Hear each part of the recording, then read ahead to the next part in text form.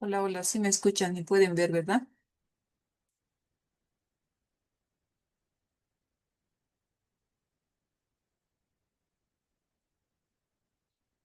Sí, doctora. Ya, muchas gracias. El día de hoy vamos a hablar sobre lo que es la atención al paciente pediátrico en emergencias. Cuando nosotros valoramos a un paciente en el servicio de emergencias, es importante primero realizar el triaje, ¿ya? Porque hay pacientes que necesitan una atención de forma inmediata y hay algunos otros que pueden esperar. Hay niños que están en riesgo de vida o muerte. Es por eso que nosotros debemos de realizar el triaje. ¿Qué significa triaje? No es nada más que ordenar y clasificar a los pacientes para que estos puedan recibir un tratamiento y para un correcto funcionamiento del servicio de urgencias. El triaje organiza el flujo de pacientes asegurando que los más urgentes sean atendidos. Como definición es importante saber qué es emergencia y qué es urgencia. Emergencia es cuando existe una amenaza inmediata para la vida y la salud, mientras que urgencia no existe peligro o amenaza inmediata para el paciente, pero sí, si no se atiende en un periodo de tiempo determinado, esto puede implicar algún riesgo, ¿eh? Entonces, urgencia, ahí dice la imagen, situación de salud que sí pone en riesgo la vida y que requiere atención médica inmediata. Urgencia que no pone en riesgo la vida del paciente, pero obviamente sí necesita atención. Entonces, aquí lo que más nos interesa es esto, ¿no? La emergencia. Entonces, cuando nosotros atendemos un paciente pediátrico, hacemos lo que corresponde en relación al triángulo de evaluación pediátrica, donde vamos a ver una impresión general de cómo llega al servicio de emergencias este tipo de paciente. Una vez de que haces tu valoración inicial, considerando los tres lados del triángulo de evaluación médica, haces una evaluación primaria en base a y la toma de constantes vitales.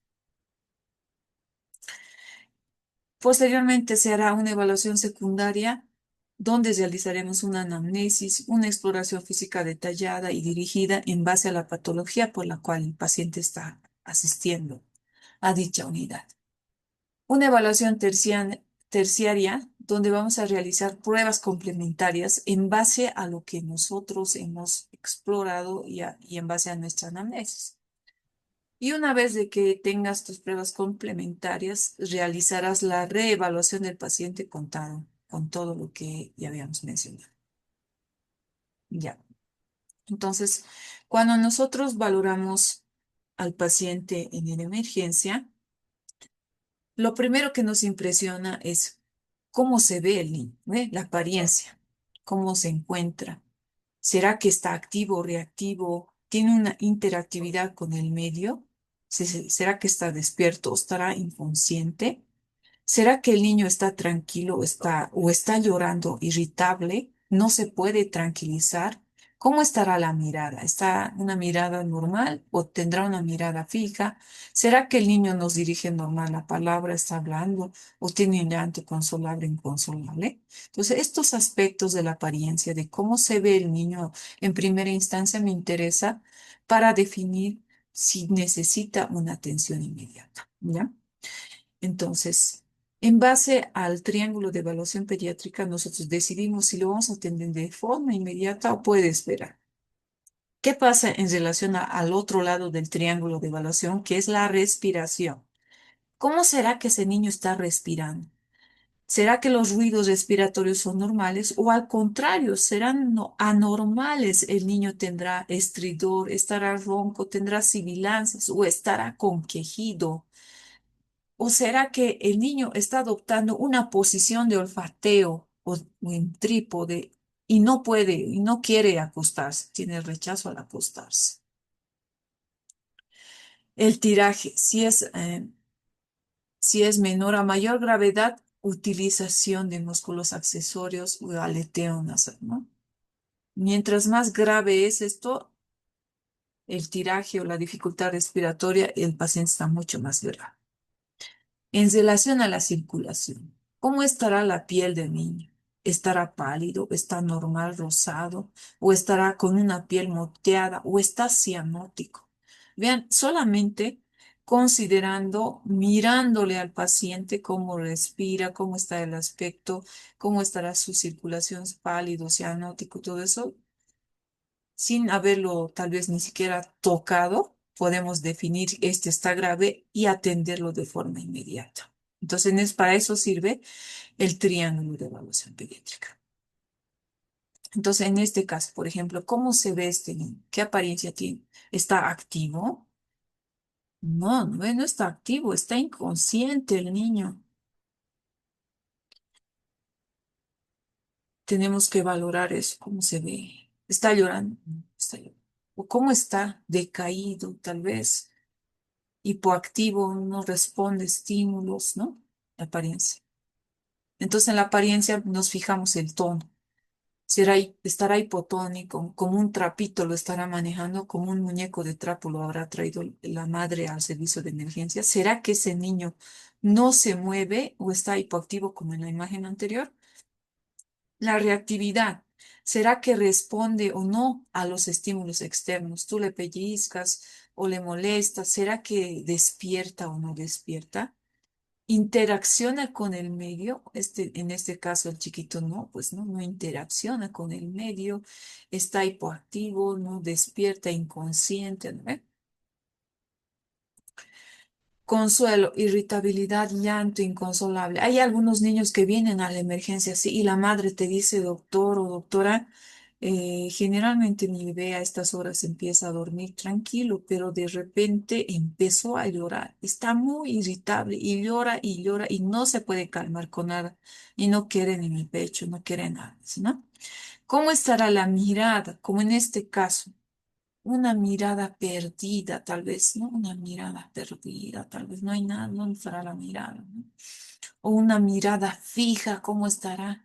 Algunos niños llegan con ese tipo de miradas, podemos pensar tal vez algo, alguna lesión neurológica, o quién sabe, el niño está convulsionado, ¿no?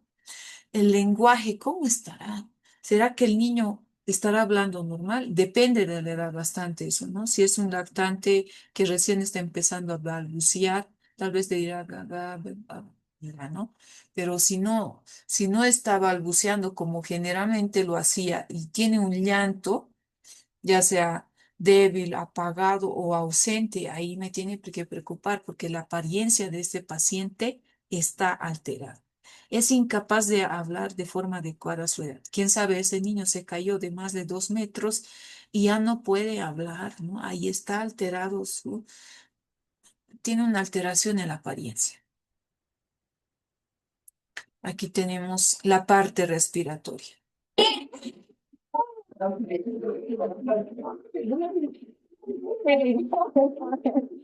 Ahí vemos que es el que tiene aleteo nasal.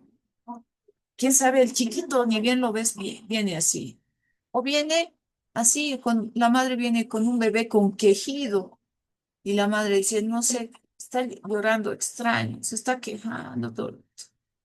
O cuando le levantas la camisita o la polera y ves que el niño tiene tiraje, ¿no? Tiene una dificultad respiratoria marcada. Hay niños que vienen así a la emergencia y ese tipo de pacientes no le podemos decir, eh, ¿dónde está su referencia? ¿No? O tiene sus, lo que sea. No, no, ¿ve? Tenemos que atenderlo de forma inmediata, hacerlo pasar de forma inmediata al servicio de emergencias. Como en este caso, este tiene una retracción externa. De la misma manera, este paciente está grave, tiene una alteración de la parte respiratoria en relación al triángulo de evaluación pediátrica. Entonces, ¿qué es lo que podemos encontrar en un niño que tiene alteración de la parte respiratoria? Utilización de músculos accesorios, ¿no? Podemos ver que tiene tiraje intercostal, subcostal, supraesternal. También puede haber taquipnea. Generalmente el niño está respirando agitadamente, puede haber aleteo nasal, postura de olfateo trípode. o cabeceo, el niño ya no puede sostener ni la cabeza, y esto es más que todo frecuente en los lactantes, ¿no? No pueden ni sostener la cabeza por la dificultad respiratoria. Es que la hipoxemia está siendo tan importante que está afectando la parte neurológica de este paciente. Ya.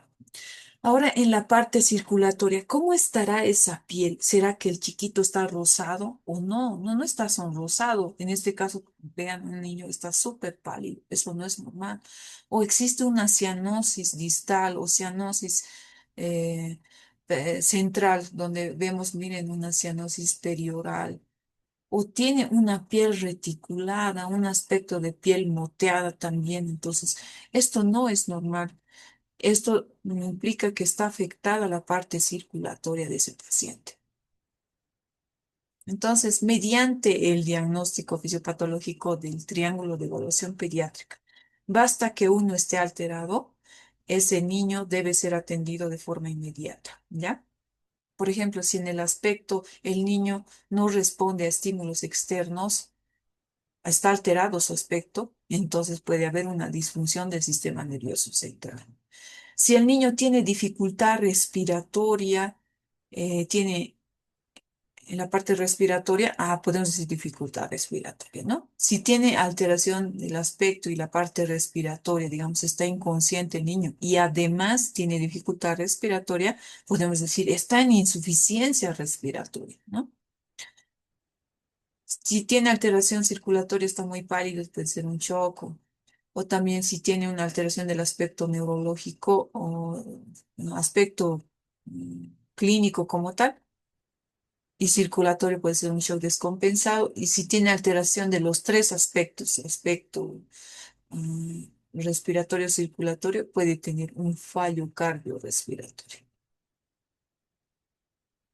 Entonces, posteriormente, una vez que ya le has ingresado al servicio de emergencias, se hace el ABCDE del manejo en el servicio de emergencias. ¿Qué serán las medidas prioritarias? La oxigenoterapia a alta concentración, es decir, vas a utilizar oxígeno de alto flujo, es decir, máscara facial con reservorio, ¿no? Entonces le dices a la enfermera, licenciada, coloque oxigenoterapia a 5 litros por minuto por máscara facial con reservorio y vamos a ir verificando la saturación de oxígeno. Entonces, importante monitorizar los signos vitales ni bien ingrese el paciente. Colocación de vía venosa periférica. Todo paciente que esté en estado crítico o requiere manejo de emergencia, se debe canalizar una vía periférica, ¿ya? Más adelante iremos aprendiendo. La vía aérea. Otro dato importante es uno de los aspectos importantes, ¿no? El ABC del manejo del paciente. Si el niño no está respirando bien, habría que hacer la colocación de la maniobra apertura de la frente mentón, como está haciendo aquí, ¿no? Lo está jalándole el mentón, está sujetando la frente y tracción mandibular. Hay que tener cuidado en relación a niños que tengan traumas cervicales, estos niños con tectos, hay que hacerlo con mucho cuidado, ¿no? Aspiración de secreciones y cuerpo extraño. Quién sabe, la mamá te dice, estaba jugando con unas canicas y de repente lo encontré desmayado, ¿no? Ese niño está inconsciente, quién sabe, a punto de hacer paro porque tiene una obstrucción de la vía aérea, ¿no? Entonces abres y ves la vía aérea, un cuerpo extraño ahí, entonces tendrías que sacar ese cuerpo extraño con la maniobra de Barrett, ¿no? Valorar manejo instrumental de la vía aérea, colocación de collarín cervical si es un traumatismo. Entonces, la vía aérea será importante. Si hay secreciones, si hay mocos, si hay flemas, lo importante será aspirar. Si el niño no puede respirar de forma adecuada, tal vez será importante elevar en posición semifolet para que el chico respire mucho mejor. La ventilación, eso es en relación la ABC estamos hablando. En la ventilación tenemos que administrar oxigenoterapia a alta concentración. Ya les decía, oxígeno por máscara facial con reservorio, más de 5 litros por minuto, considerando la monitorización de la saturación de oxígeno y viendo que el paciente vaya adquiriendo saturación más del 90% en la altura, ¿no ve? Y si no se logra una saturación más del 90 o 92%, considerar la ventilación a presión positiva con mascarilla, ¿no? O tal vez en los casos más extremos, intubación. Eso hay que tener muy en cuenta. Sonda nasogástrica en relación a niños que tengan, digamos, vómitos o hayan riesgo de broncoaspiración. Instalar una sonda nasogástrica será importante para descomprimir el estómago y canalizar esos gases que tal vez estén impidiendo que el niño respire mucho mejor. Función torácica en casos muy extremos, tal vez un derrame pleural severo, tal vez. Ya. Importante valorar la frecuencia respiratoria en los pacientes pediátricos. Sabemos que no es igual en niños versus en adultos, teniendo en cuenta la edad del paciente incluso y además si el niño está consciente y si empieza a llorar. ¿Ve? Y que cuando empieza a llorar, empieza a incrementarse la frecuencia respiratoria y el niño puede respirar más y nos puede hacer confundir. Lo importante es valorar la frecuencia respiratoria en un minuto, considerando la edad del paciente. Si es un menor de 2 meses, tendría que estar normal hasta 60 respiraciones. Pero si ves más de 60 respiraciones, significa que el bebé está con taquimia. Entonces habría que hacer una anamnesis posterior, ¿no ve? De que por qué está, desde cuándo está respirando mal, qué tiene, además está con tos, no sé, en base a la patología respiratoria que posiblemente esté cursando el paciente. 2 meses, un año, hasta 50. Más de eso es taquimia, ¿no? De un año a 4 años, hasta 40 respiraciones. De 4 años hasta 8 años, tal vez hasta 30 respiraciones por minuto. Aquí tenemos otra tablita. Creo que el de la OMS nos ayuda bastante en relación al otro que es del, mm, un poco tal vez les va a hacer confundir, pero esto sí es importante. Por ejemplo, si es un recién nacido y además está durmiendo, es normal, 30 respiraciones, no se van a asustar, ¿ya? Es normal. De 30 hasta 60 respiraciones, ¿ya? Eso es lo normal. Pero si está respirando más de 60, es taquimia. Si está menos de 30 y está dormido el niño, bradimia, ¿no ve?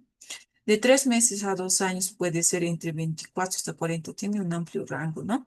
Preescolar 22 a 34, escolar 18 a 30, adolescente 12 a 16. Bueno, quédense con lo que es de la frecuencia respiratoria de la OMS, ¿ya? Es más aplicable. Ya, entonces lo que habíamos dicho será importante verificar que el niño respire bien. Hay algunos niños que ya tienen una patología de base preestablecida, como por ejemplo un niño con asma que a veces puede llegar en crisis asmática. Entonces, en este caso tendremos que aplicar los inhaladores que el niño generalmente ya estaba utilizando, que son corticoides de larga acción y broncodilatadores que se pueden administrar con inhalación, como en este caso, ¿no? O algunos casos que el niño, a pesar de que tú le hayas puesto máscara facial con reservorio, no logres controlar la saturación más del 90% y será tal vez necesario administrar oxígeno por eh, máscara facial o como estamos aquí por ambú, ¿no? Con ventilación a presión positiva. Ya. La gasometría también nos puede ayudar bastante para valorar la ventilación y la perfusión, pero esto se puede obtener de una muestra venosa al canalizar una vía periférica, ¿no? Pero aquí será importante si tienes un gasómetro accesible en tu servicio, ¿no? Algunas veces no ocurre eso. Más aún si estás en un primer nivel de atención, ¿no? No hay gasometría. Entonces, si estás en un segundo nivel de atención y tienes gasometría, hay que utilizar. Ya. En relación a la circulación, habíamos dicho que puede estar alterada la circulación y el niño se puede encontrar pálido, puede estar cianótico o tal vez al contrario puede tener piel moteada, ¿no? Entonces la circulación será importante valorar los pulsos y considerar la frecuencia cardíaca en este caso. Recién nacido hasta los 3 meses, lo normal será de 100 a 160 latidos por minuto. De 3 meses a 2 años, 90 a 150. Preescolar de 80 a 140. Escolar 70 a 120 y adolescente de 60 a 100. Entonces podemos controlar el pulso cariotidio, podemos calcular, palpar el axilar, el femoral, el tibial, el radial. Bueno, esos son los que más generalmente se valoran. Y también es importante valorar el relleno capilar, como en este caso lo está haciendo a nivel del lecho unguial en el paciente pediátrico, que cuando un niño está con alteración de la circulación en relación a un niño deshidratado en shock o en shock, puede estar alterado con un relleno capilar mayor a 3 segundos. También será importante en relación a la circulación verificar cómo está la presión arterial y los accesos vasculares. Entonces aquí, por ejemplo, la presión arterial en los niños es distinto porque se utilizan unos manguitos especiales, ¿no? Que generalmente esto ya se lo cuenta en un segundo nivel de atención y además sí en el servicio de emergencias pediátricas. Entonces, considerando la presión arterial sistólica, el recién nacido de hasta los 3 meses tendría que estar más de 60, de 3 meses a 2 años mayor a 70, el preescolar mayor a 75, el escolar mayor a 80 y el adolescente más de 90. También se puede calcular la tensión arterial sistólica aceptable mediante esta forma. Tensión arterial sistólica igual 70 más entre paréntesis 2 por edad en años. Ya, es una formulita. Entonces habría que controlar lo que es la presión arterial utilizando el manguito adecuado de acuerdo a la edad del pacientito, ¿no?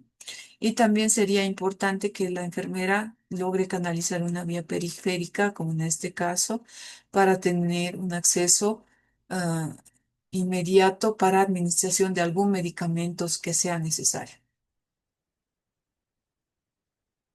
El pulso será importante verificar, ¿no? Porque si existe la ausencia del pulso, ausencia de pulso central, nos obliga a practicar maniobras de RCP, es decir, el pulso carotidio, ausencia de ese pulso, pues tendríamos que hacer RCP. Se palpan pulsos periféricos si la tensión arterial está más de 90 milímetros de mercurio. Se palpan pulsos centrales si la tensión arterial está más de 50. Y cuando hay ausencia de pulsos, significa que la tensión o la presión arterial sistólica está menos de 50. Esto hay que tener en cuenta. ¿Bien? Y aquí el relleno capilar, como les decía, es importante. Tras la compresión a nivel, puede ser de entre 2 a 3 segundos, el límite concreto no está claro, pero como les decía, más de 3 segundos se considera que el chico está en shock o está con deshidratación. La presión arterial que les decía es importante valorar utilizando el manguito de acuerdo a la edad del paciente. Ya habíamos hablado de esto. Los accesos vasculares es importante que ni bien ingrese el paciente, es necesario canalizar una vía periférica. Lo ideal sería utilizar los cristaloides como lo que se menciona en solución fisiológica a 20 ml por kilo, Ringer lactato o Ringer normal de la misma manera, a 20 ml por kilo. Entonces aquí están los líquidos que generalmente se utilizan, que pueden hacer los bolos de solución fisiológica, como les decía, a 20 ml por kilo. Si es un paciente cardiópata, tratar de disminuir los líquidos a 10 ml por kilo, ¿ya? Y máximo pasar estas soluciones en 20 minutos, no menos de eso, ¿no? Lo ideal generalmente lo hacemos en una hora, ¿no? Pero si el niño está muy descompensado hemodinámicamente, lo podemos pasar en 20 minutos. Lo que tengan en cuenta que no se utiliza dextrosa para reanimación, ¿no? Es soluciones de mantenimiento con electrolitos. Lo que sí es importante, los cristaloides, como les decía, el fisiológico, Ringer lactato, Ringer no. Bien. Adrenalina, tal vez esto será importante para en caso de que el niño esté en paro, ¿no? Es importante eso. lo vamos a utilizar por vía periférica en relación a lo que estemos atendiendo al paciente. Las dopaminas no tanto así, o sea, lo más utilizado es la adrenalina. Ya. Entonces, ya A, B, C, D, ahora estamos en el D, que es la parte neurológico, de disability, dice neurológico, lo que ahí tenemos que ver en primera o en segunda instancia, la disfunción respiratoria circulatoria, apariencia y el nivel de conciencia. Entonces, tendríamos que valorar la escala de Glasgow, teniendo en cuenta la edad del paciente, si es menor de 1 año, en escala de Glasgow modificado, ¿no? Pupilas, valorar la respuesta del tronco encefálico, por ejemplo, en pacientes con intoxicaciones, hipoxia o convulsión o denegación cerebral puede haber asimetría de las pupilas. La actividad motora será importante, será que mueve las extremidades, será asimétrica, simétrica, o está el niño que está convulsionando. Puede haber en la parte neurológica una postura de decorticación o de cerebración, o está flácido. También aquí será importante valorar la escala del dolor. Aquí, por ejemplo, en relación a las pupilas, puede haber una pupila midriática en relación a la otra. Respuesta al dolor, como por ejemplo cuando estamos en un paciente con escala de Glasgow menor a 9, hay que monitorizar la parte respiratoria y la circulatoria, considerando la frecuencia cardíaca, respiratoria, la saturación, la temperatura y la glicemia. Tratamiento de convulsiones, puede que el niño, ni bien de ahí ingresa, puede que tenga hipoglicemia, será importante o estará con datos de intoxicación o hipertensión endocranial, o sea, en base a lo que haya sufrido previamente al cuadro, ¿no? También tal vez será necesario utilizar antibióticos o descompresión neuroquirúrgica o manejo del dolor. Entonces, todo en base a lo que el chiquito tenga, ¿no? A ver, vamos a ver un videito.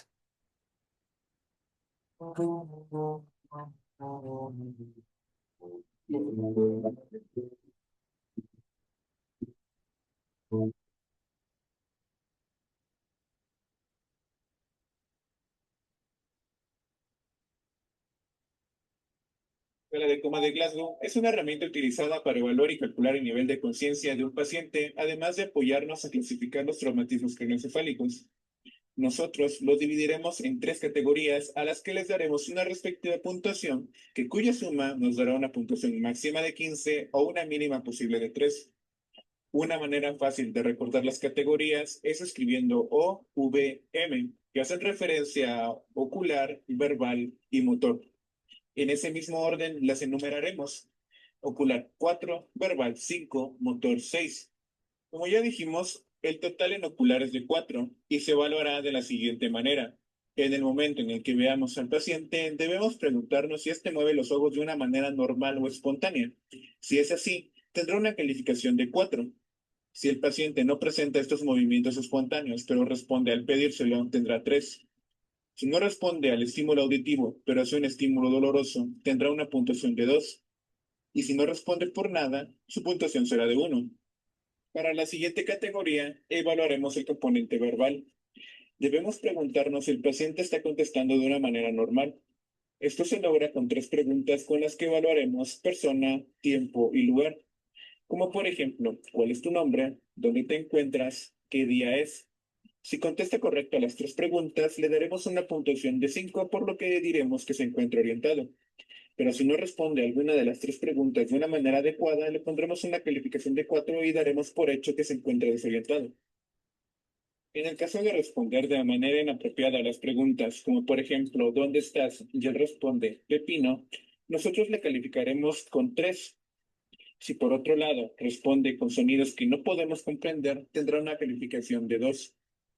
Y si no responde a nada, le pondremos 1. Por último, evaluaremos el componente motor, en el cual si el paciente puede seguir órdenes como elevar las manos, pondremos una puntuación de 6. En caso de no poder seguir órdenes, tendremos que aplicar un estímulo doloroso y si éste es capaz de localizarlo, le pondremos 5 puntos. Si retira el dolor, la puntuación será de 4. Por otro Lado, si presenta una aflicción anormal o posición de decorticación, la puntuación será de 3. Si el paciente presenta una extensión anormal o postura de descerebración, serán 2 puntos. Y si el paciente no responde, la puntuación será de 1. ¿Ya? Cuidados generales, hay que realizar tratamientos específicos como por ejemplo anticonvulsivantes en caso de convulsión, suero hipertónico en sospecha de hipertensión endocranial. Esto lo vamos a aprender ya en las clases presenciales. Antibióticos y sospecha de infección o consulta urgente con neurocirugía si cree necesaria una descompresión urgente y analgesia para tratar el dolor. Exposición, ¿no? Del ABCDE, la exposición. Como último punto, se debe descubrir completamente al niño y valorar la piel, el abdomen, las extremidades y cualquier anomalía anatómica. Al terminar la valoración de este punto, no podemos olvidarnos de tapar al niño para evitar que se enfríe. Entonces, como es un pequeño cuerpecito, no se nos puede escapar nada. Lo importante será valorarlo en sentido cefalocaudal, buscando alguna alteración que puede estar asociada o acompañado del síntoma inicial por el cual esté viniendo, la alteración que tenga el paciente como tal.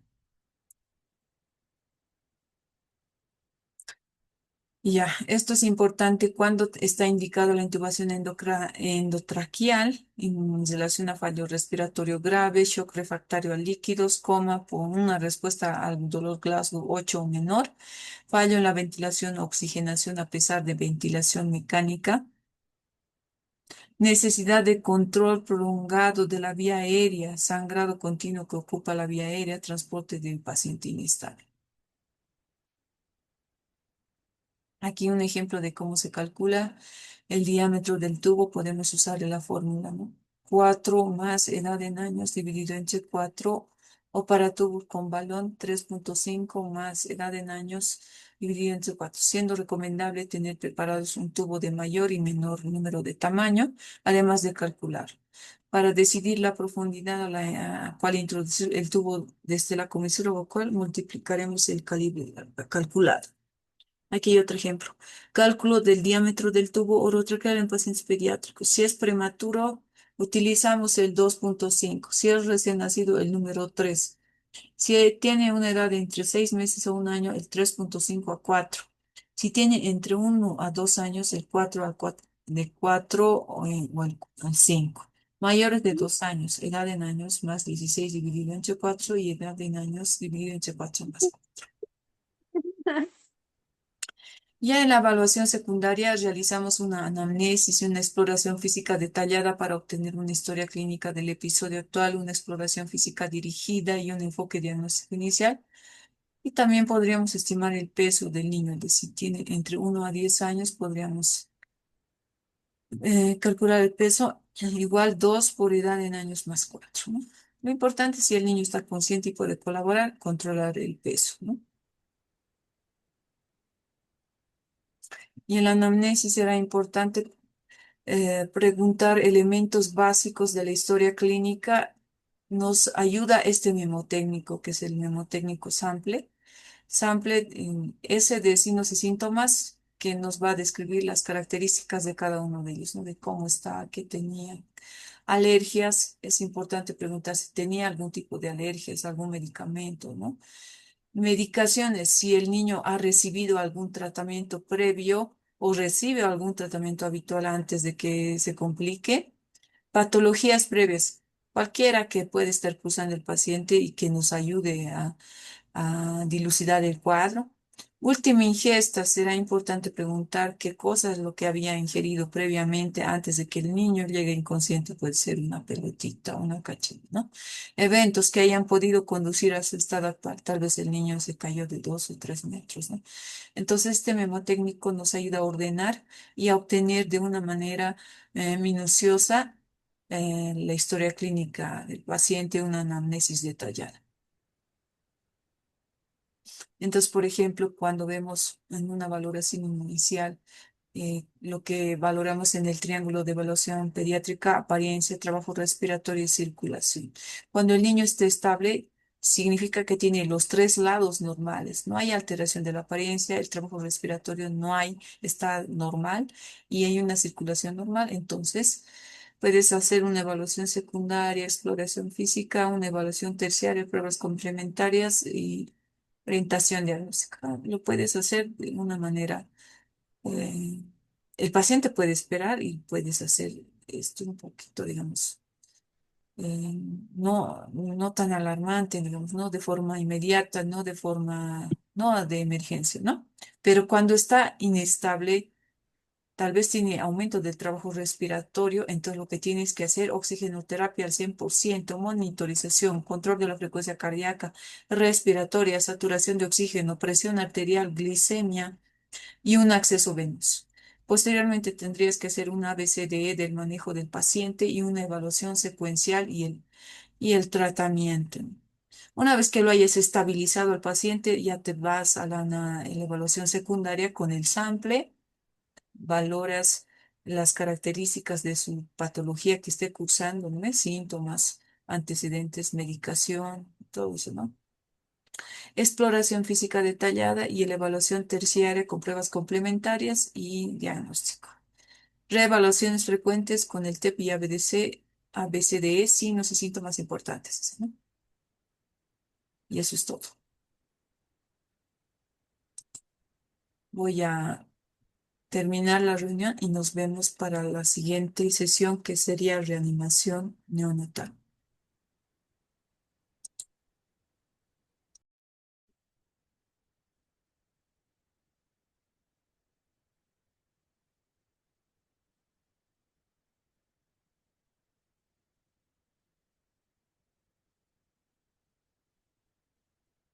Hola, hola, se escucha, ¿verdad? Sí, doctora. Ya.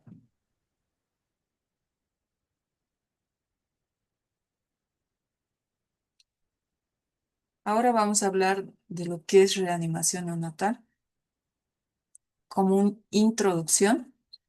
El 85% de los recién nacidos a término empieza a respirar durante los primeros 30 segundos posteriores al nacimiento. Un 10% de estos niños va a requerir que se los seque, que se los estimule para comenzar a respirar. Un 5% de los recién nacidos a término requerirán una ventilación con presión positiva y un 2% de esos recién nacidos a término van a requerir intubación. Además, de 1 a 3 recién nacidos por cada 1000 partos deben recibir compresiones torácicas más medicación. Existe mayor probabilidad de reanimación cuando identificamos factores de riesgo. Entonces, todos los riesgos prenatales, por ejemplo, si la madre es VIH positiva o tiene un factor de riesgo, una sepsis, tal vez una infección urinaria o antecedentes de malformaciones, tal vez previas, abortos espontáneos o tal vez RPM más de 12 horas o tal vez tiene antecedente de que eh, es un desprendimiento prematuro de placenta, una preeclampsia. Esto va a condicionar que el recién nacido nazca con alguna necesidad de realizar una reanimación como tal.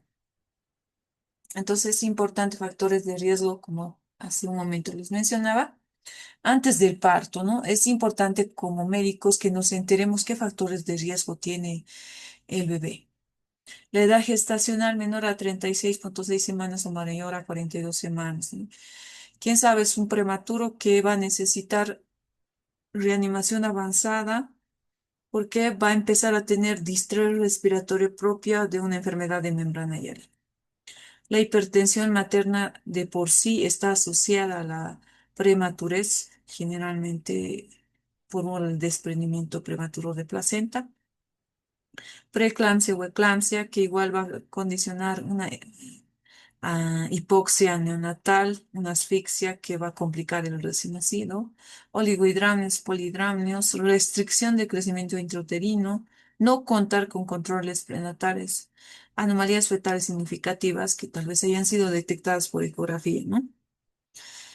Ya dentro del parto, ya, factores intraparto, presentación anómala, por ejemplo, la podálica, eh, porque primero van a ser las nalguitas del bebé y posteriormente la cabeza, y algunas veces ocurre una complicación justamente, ¿no? En la presentación podálica, que el niño no puede nacer, que se están complicando, el cirujano no ha podido extraer de forma adecuada al neonato, al recién nacido o que sea una presentación de cara durante en el canal del parto que puede haber, no, tal vez hay una, no pueden nacer el bebé porque tiene una retención ahí en el canal del parto.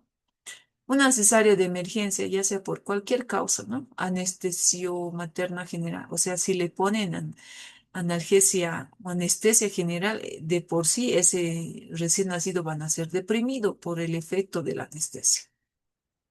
Hemorragia de la segunda mitad del embarazo, desprendimiento prematuro de placenta, norma inserta, placenta previa, corioamnionitis, líquido amniótico teñido de meconio, taquicardia, bradicardia fetal, prolapso del cordón umbilical. Bien, son factores de riesgo que van a condicionar que el bebé requiere alguna maniobra de reanimación como tal. Ya, entonces es importante nosotros como personal médico tener en cuenta este flujograma de atención, el asesoramiento prenatal, que nos enteremos ah, antes de que se produzca la cesárea o el parto ectóxico, qué es lo que vamos a atender, ¿no? Es importante saber la gestación será a término, será que la madre habrá hecho controles prenatales, no habrá factores que compliquen el nacimiento de este bebé importante, ¿no? Ahí donde el ginecobstetra me dirá, sí, doctora, si es un recién nacido a término, no tiene complicaciones, o sí tiene complicaciones, ¿no? Si es un prematuro, la madre tiene preeclampsia y tiene un desprendimiento prematuro de placenta, importante para que nosotros podamos atender de la manera más adecuadamente posible. Una sesión informativa con el personal y el equipo que va a atender al recién nacido y va a realizar la reanimación neonatal como tal, es importante que tenga un asesoramiento previo, ¿no? Es importante que también se distribuyan los roles antes de que se atienda a un recién nacido. Tú vas a vigilar los signos vitales o va a estar a cargo de la circulación. Tú vas a estar a cargo de la vía aérea. Tú vas a estar a cargo de las compresiones torácicas. Es importante asignar los roles antes de que el bebé nazca. Entonces, una vez que ya hemos asignado los roles, yo voy a ser el líder, tú vas a estar encargado de las ventilaciones, el otro estará encargado de las compresiones torácicas, el otro de la circulación, el otro, o el que está encargado de la circulación, además realizará la monitorización del paciente. Entonces, todo eso nos repartimos los roles e ingresamos a la sala de partos, ya sea en quirófano o en emergencias, ¿no? Y aquí nos hacemos nuevamente la pregunta, ¿no? ¿Será una gestación a término? Y antenatalmente ya te has enterado. Si no, era prematuro, ya. Lo has visto y nace y justo tiene características de prematuro. Sí, es prematuro. No es atérmico, es prematuro.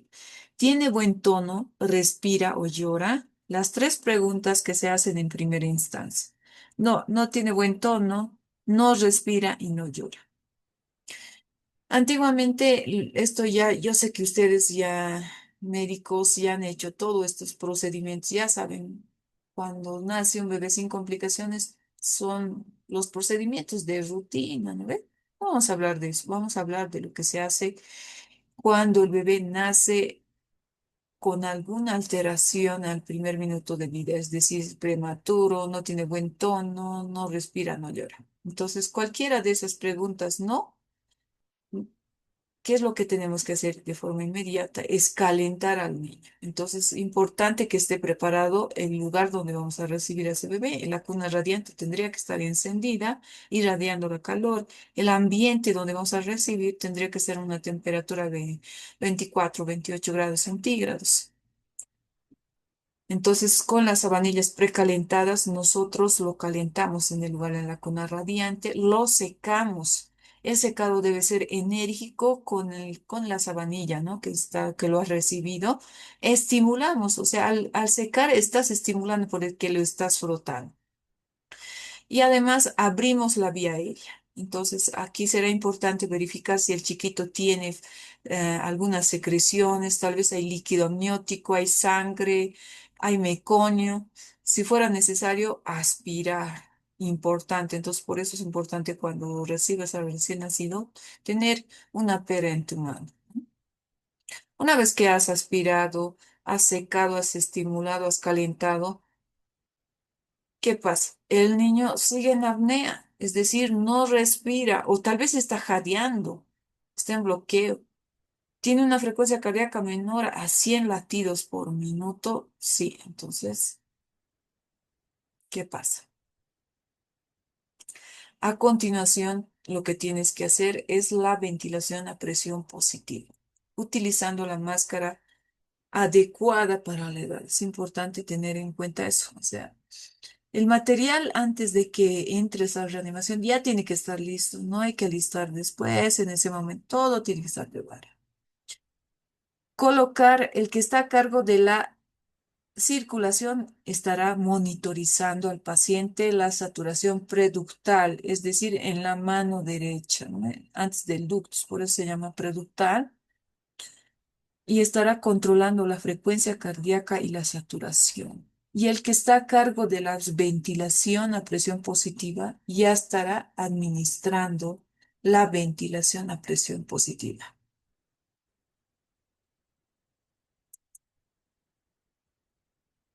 Entonces, ¿cuál será el ritmo de la ventilación a presión positiva? Y uno, y dos, y uno, y dos, y tres, y ventila. Y uno, y dos, y tres, y ventila. Y uno, y dos, y tres.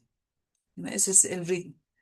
Dos, tres, ventila, dos, tres, ventila. Entonces, ya estaremos haciendo ese ritmo y colocando el oxímetro de pulso. ¿Qué pasó? Después de que has hecho por el lapso de unos 30 segundos, ves que tal vez el niño no llora, no hay buena ventilación, no hay buena oxigenación.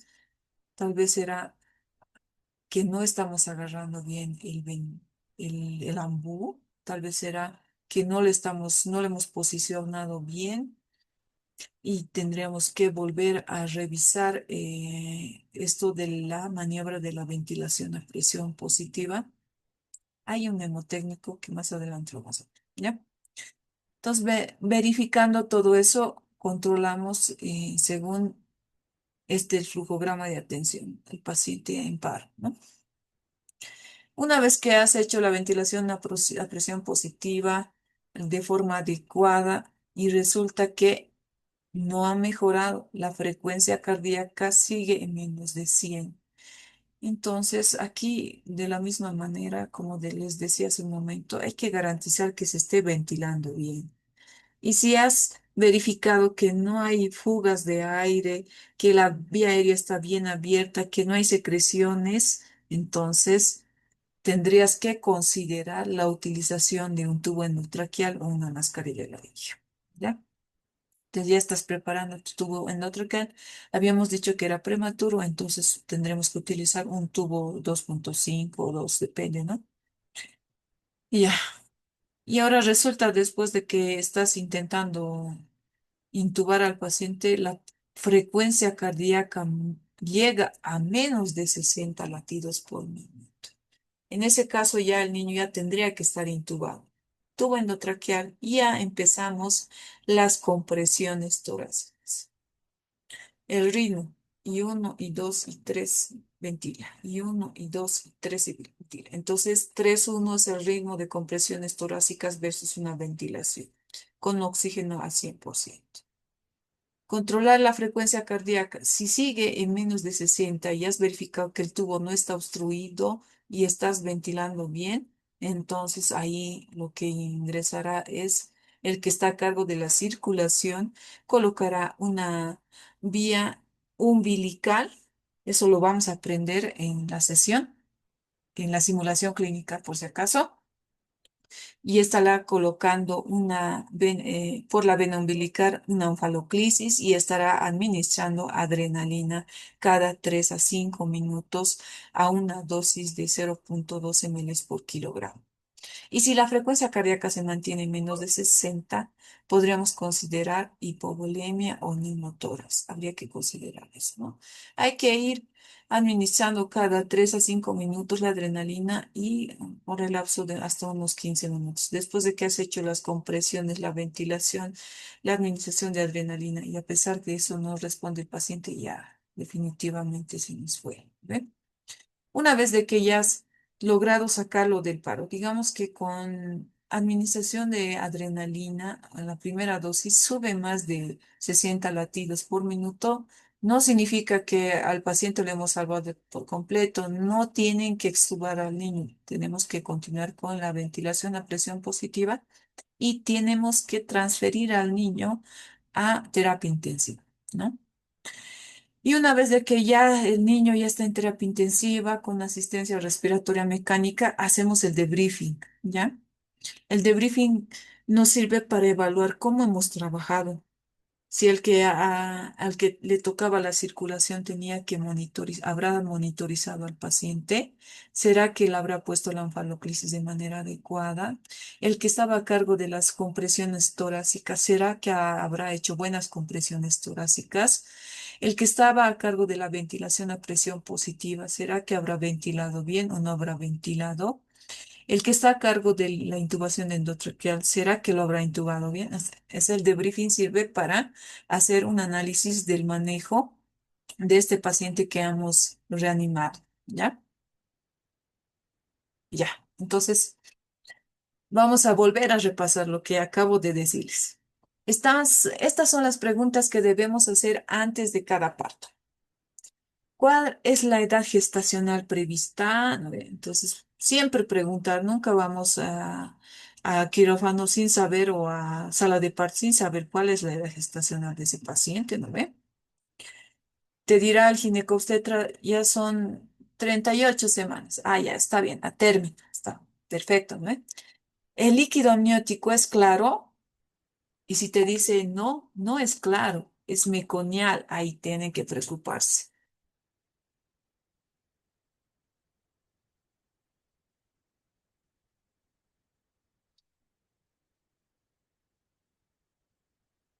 Pero entonces, verificamos las características del líquido amniótico. Me interesa bastante. No, si te dice sanguinolento y si estamos frente a un paciente o una madre que tiene desprendimiento prematuro de placenta, ese bebé está en hipoxemia porque depende claramente antes de que nazca de la placenta, ¿verdad? Entonces, existen factores de riesgo adicionales, sí, digamos, puede ser que tiene preeclampsia o es una presentación de nalgas o la madre es diabética. Es importante eso. ¿Cuál es el plan del manejo del cordón umbilical? Entonces, que cuando el bebé nace tal vez en paro o en apnea, el ginecobstetra generalmente secciona de forma inmediata el cordón umbilical y te lo entrega para que tú sigas con las siguientes o los siguientes pasos de reanimación. ¿Ya? Entonces, estas cuatro preguntas son importantes que se deben de realizar antes de que el bebé nazca. Ya, entonces aquí, por ejemplo, el líder está organizando a su equipo de trabajo. Él es el líder y les está comentando, tenemos una gestación de término de 38 semanas, sin embargo, el líquido amniótico es meconial y está con bradicardia fetal, por esas razones está entrando una cesárea de emergencias. ¿Qué otros factores de riesgo tiene la madre? Ah, es diabética, digamos. Ya, ¿qué otra cosa más? ¿Qué vamos a hacer con el cordón umbilical? Digamos, está preguntando. Si el bebé no llora, no respira, el ginecobstetra me dijo que lo va a seccionar de forma inmediata. Entonces, él va a designar funciones. Ya tú te harás cargo de la circulación, tú te harás cargo de la ventilación a presión positiva, tú te harás cargo de tal vez ¿qué más nos falta? De las compresiones torácicas, ¿no ve? Y tú te harás cargo de la intubación o yo me haré cargo. Entonces, Mínimo general, o sea, generalmente necesitamos 3 personas para que se vayan desenvolviendo en el equipo de reanimación neonatal. Aquí, como les decía, antes de que se entre a la reanimación, nosotros tenemos que contar con todos los materiales necesarios para que ese recién nacido reciba la atención inmediata y de forma adecuada.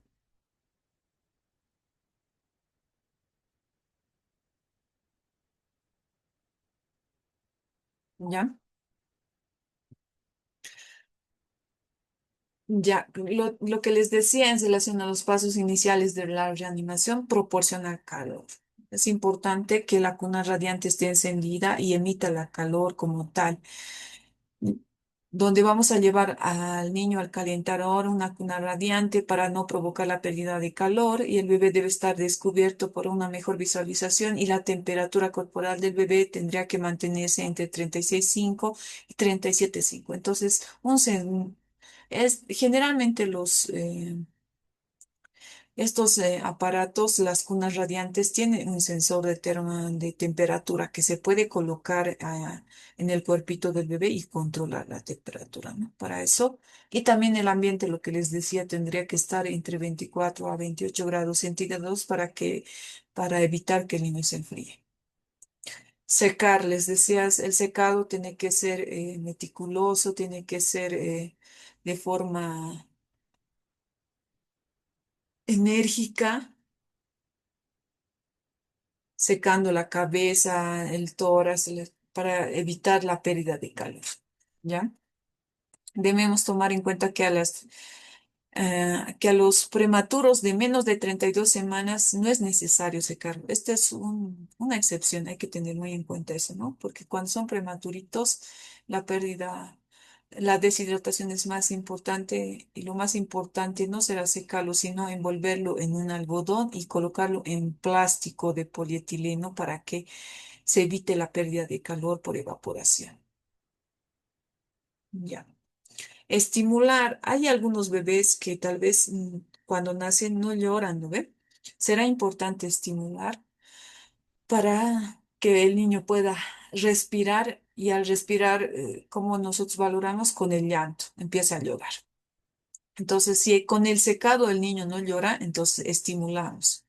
Podemos hacer una estimulación táctil a nivel de la espalda, frotando la espalda o las extremidades, pero vigorosamente, ¿no? También podemos dar unas pequeñas palmadas aquí en las plantas del pie o estimulando las plantas del pie para ver que el chiquito respire.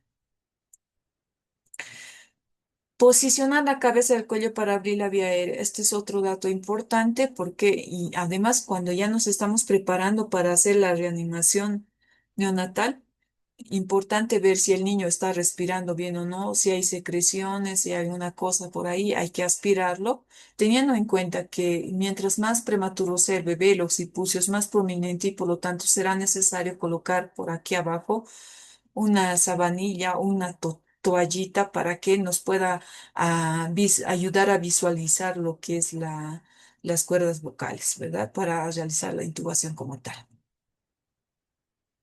Aspirar secreciones, como en este caso estamos aspirando, y algunos bebés que tal vez no están llorando, no están respirando porque tienen meconio o algún líquido, sangre en las vías aéreas. Entonces, solamente aspirando puede que después de eso el niño ya pueda respirar. Entonces, es importante la aspiración. Y hay que verificar eso, ¿no? Las secreciones pueden obstruir la vía aérea del recién nacido y si tiene dificultad respiratoria hay que aspirar esas secreciones antes de iniciar la ventilación a presión positiva. Ya, una vez de que has hecho todos esos pasos y el niño no respira, no llora, entonces lo que a continuación corresponde es la ventilación a presión positiva. Entonces, ¿cuándo está indicada la presión a ventilación o la ventilación a presión positiva? Cuando la frecuencia cardíaca de ese niño está menos de 100 latidos por minuto, o también cuando el niño está en apnea, es decir, no respira o tiene una dificultad respiratoria, una respiración dificultosa que puede ser el jadeo o el boqueo.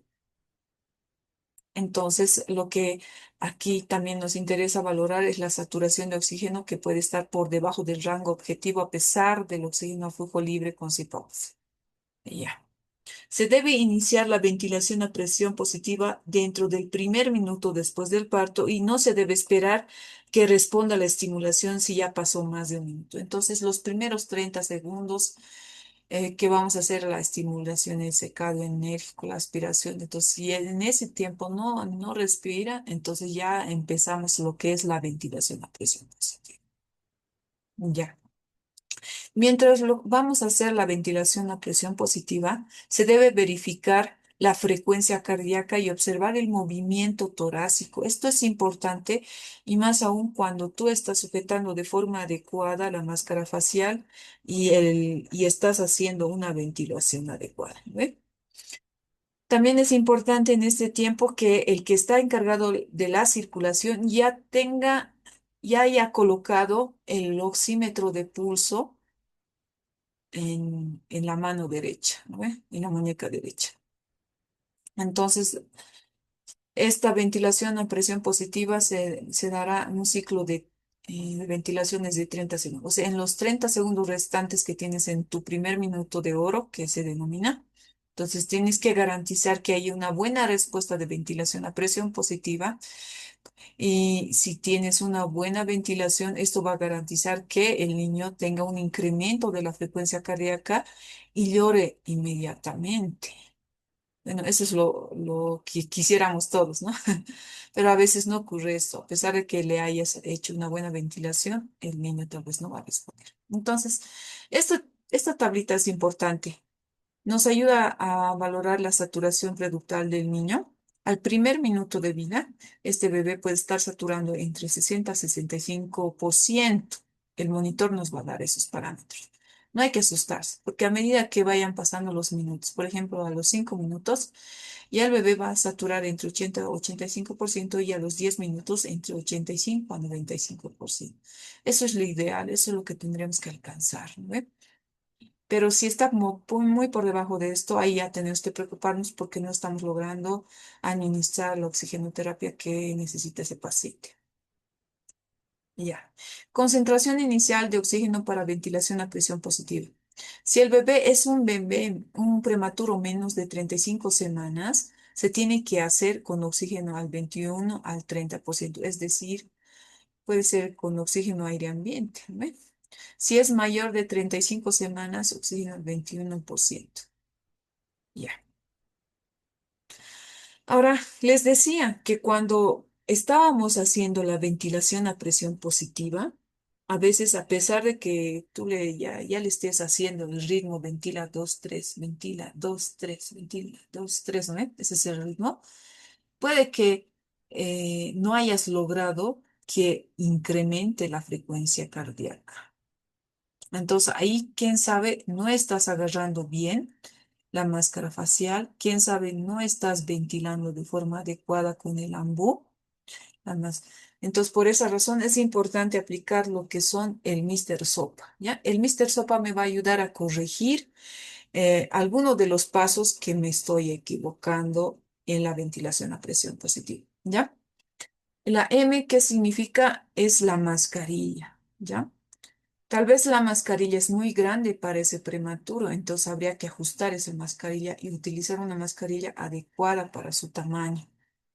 ¿O será que está muy por debajo? No le estoy sujetando bien porque tengo que comprimir la mascarilla de tal manera que haga un cierre hermético y además tengo que levantar la mandíbula hacia adelante, ¿ya? Para que no haya fuga de aires. Eso puede ser la mascarilla que nos esté jugando chueco, ¿no? R es la reposición. Tal vez no le he puesto un, una sabanilla o algo por debajo de los hombros. Tal vez no he posicionado bien el cuello. Entonces hay que reposicionar la cabeza y el cuello. Entonces tiene que estar ligeramente extendida para que el niño reciba la ventilación de forma adecuada. ¿Ve? Ya, MIR haces y luego realizas 5 ventilaciones y evalúas el movimiento torácico. Y si no hay movimiento torácico, significa que no se está ventilando bien. Entonces continuamos con los siguientes pasos, que sería el SO. El S se refiere a la succión. Ya les había dicho que algunos bebés pueden tener flemas, meconio, sangre, entonces puede que eso esté impidiendo que se ventile de forma adecuada, ¿no ve? Entonces hay que aspirar ya sea la boca y la nariz para que el niño pueda respirar mejor. Podemos utilizar una perilla de succión, ¿no ve? O sonda de aspiración. Open. Open se trata de la boca, ¿no? Abrir la boca. Tal vez no estamos abriendo bien la boca, no le estamos sujetando bien la boquita. Podemos introducir nuestro dedito para ver que la boquita esté abriéndose de forma adecuada. Una vez de que hayas hecho el S y el O, realizas nuevamente 5 ventilaciones y evaluar el movimiento torácico. Si no hay movimiento torácico, pues algo está pasando, no le estás ventilando bien. Tal vez será la presión, aumentar la presión a intervalos de 5 a 10 milímetros de, de agua hasta alcanzar la presión máxima. Un máximo de 40 centímetros de agua para los recién nacidos a término y máximo de 30 para los recién nacidos prematuros. Esto se mide en la válvula. Hay una válvula de presiones del ambú, ¿ya? Eso lo vamos a ver en la práctica, aunque nuestro ambú es medio hechizo. Ya. Realizar 5 ventilaciones, evaluar el movimiento torácico. Si no hay movimiento torácico, continuar con el siguiente paso, que sería alternativa. La vía aérea alternativa, más que todo, sería el tubo endotraqueal, ¿no? O la mascarilla laringe. O sea, a pesar de que hayas hecho pasos correctivos y no estás logrando ventilar, es mejor que lo intubes de forma inmediata o le coloques una mascarilla laringe. Eso se refiere el paso de la ventilación a presión positiva y los pasos correctivos con el Mister Soda. Intubación endotraqueal. Se recomienda intubación endotraqueal si la frecuencia cardíaca es menor de 100 latidos por minuto y no aumenta después de la ventilación a presión positiva con máscara facial. Entonces debemos realizar intubación endotraqueal antes de iniciar las compresiones torácicas, ojo, y este procedimiento deberá ser realizado en 30 segundos. Esto, ojo, tiene que ser realizado con un personal entrenado, ¿no? Si nunca has intubado y no tienes la seguridad de que puedas lograr intubar al neonato, es mejor que no te animes y seguir haciendo ventilaciones a presión positiva y llamar a alguien que sí pueda hacerlo. Por esa razón es importante que practiquemos en el aula de habilidades este punto, ¿no? Que es la intubación. Cuando debemos introducir el tubo endotraqueal, se realizará mediante el método distancia nariz-trago, dice. ¿Ya? Eso se mide utilizando el cálculo, la distancia en centímetros desde el tabique nasal del recién nacido hasta el trago de la oreja, ¿ya? Debemos utilizar una cinta métrica para medir la distancia nariz-trago. La profundidad de inserción de la distancia nariz-trago es más de 1 centímetro, ¿ya? ¿Qué más? Peso menos de 1 kilogramo, edad gestacional menos de 28 semanas, el tubo endotraqueal que podríamos utilizar 2,5. Si pesa entre 1 a 2 kilos y si está entre una edad gestacional de entre 28 a 34 semanas, el tubo que podríamos usar es el de 3. Y si es más de 1 kilo, podríamos utilizar 3,5. Ya, entonces, por ejemplo, la distancia nariz-trago, por ejemplo, aquí la está midiendo. Y esa es la distancia donde se tiene que introducir el tubo endotraqueal cuando vamos a hacer la intubación.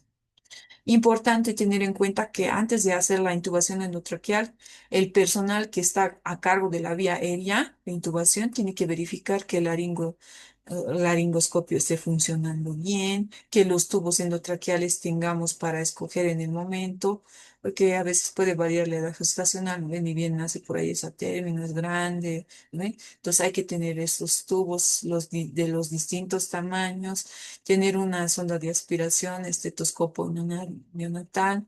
El que está a cargo de la circulación tendrá que ver que el monitor esté funcionando bien. Entonces, importante todo eso. Ya. Ahora, en relación a la intubación endotraqueal. Generalmente, cuando los neonatos se utilizan los laringoscopios con palas rectas, ¿ya? El número 1 o cero recién nacido prematuro, o doble cero en recién nacidos extremadamente prematuros. Entonces aquí estamos viendo que con la mano izquierda está introduciendo el laringoscopio y con la mano diestra está introduciendo el tubo endotraqueal, donde lo que se tiene que valorar es las cuerdas vocales. Aquí como estamos viendo las cuerdas vocales, la epiglotis, aquí cuando introduces el laringoscopio se eleva y eso es lo que se ve en las cuerdas vocales. Y aquí es donde tiene que ingresar el tubo endotraqueal, ¿ya? Ya. Ahora, en relación a las compresiones torácicas. Cuando estamos frente a los niños con compresiones torácicas, se tiene que coordinar con la ventilación a presión positiva. Y les decía, antes de hacer compresiones torácicas, el niño ya tiene que estar ventilado con intubación, ¿ve?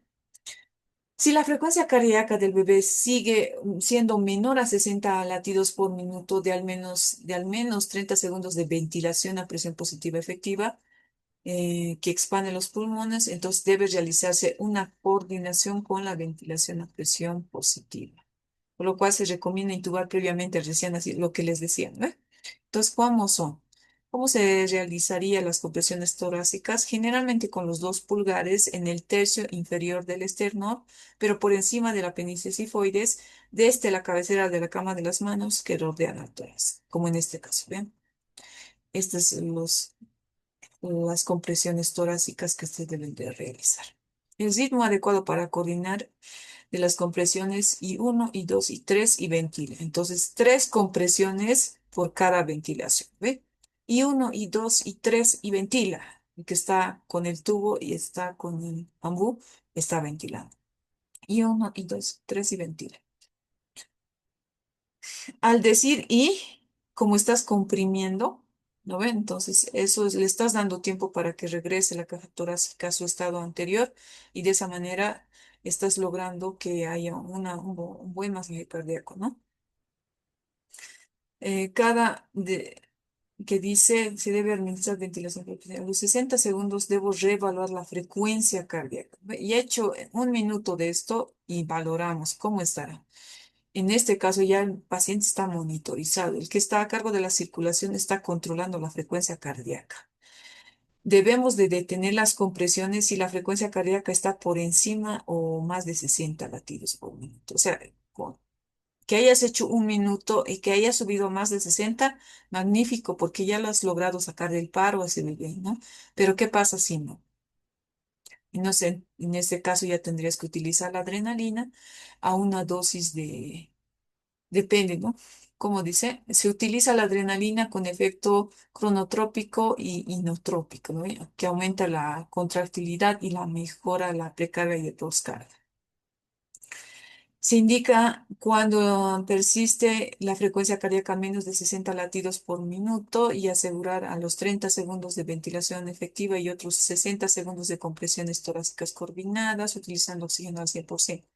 Dosis de adrenalina. Se puede administrar por vía endotraqueal a 0,5 a 1 ml por kilogramo, ¿ya? O se puede administrar por vía intravenosa con una onfaloclisis, eso vamos a aprender, de una dosis de 0,1 a 0,3, generalmente a 0,2, ¿ya? De una dilución de 1 en 10.000, es decir, 9 ml de solución fisiológica más una ampolla de adrenalina, esa es la dilución de 1 en 10.000. Ahí es el cateterismo umbilical, el que estará encargado de la vía periférica, de la circulación, preparará todos los materiales para el cateterismo umbilical. Y una vez de que lo has sacado del paro, lo trasladas a terapia intensiva y verificarás que esté monitorizado y los cuidas como tal. Ya, ¿qué complicaciones pueden haber? Una acidosis metabólica, hipertensión pulmonar, neumonía, hipotensión, convulsiones, apnea, trastornos metabólicos, hipoglucemia, manejo inadecuado de la temperatura. Consideraciones éticas importantes. Si es un prematuro de menos de 400 gramos con anomalías cromosómicas, trisomías 13, 18, agenesia renal bilateral, tal vez ya no estará indicado hacer reanimación, pues porque si has- no ha respondido, es mejor dejarlo nomás. Y eso es todo. Nos vemos en 10 minutos. Voy a grabar.